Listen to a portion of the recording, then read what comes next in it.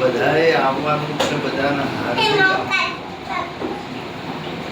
આવા સંત મેળાવડાનો લાભ લેવાથી આપણાને સંતોના દર્શન થાય, સત્સંગનો લાભ મળે.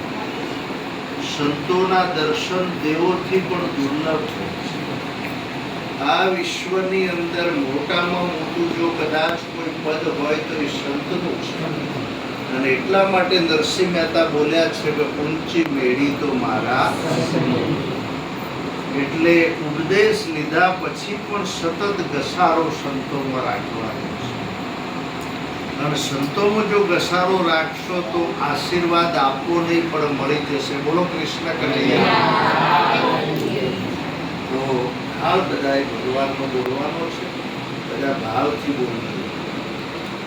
વેલા વેલા આવો મારા બાદમાં, વેલા વેલા આવો મારા બાદમાં, અને ધોરી રસ્તે જોઉં તમારી વાટ જો.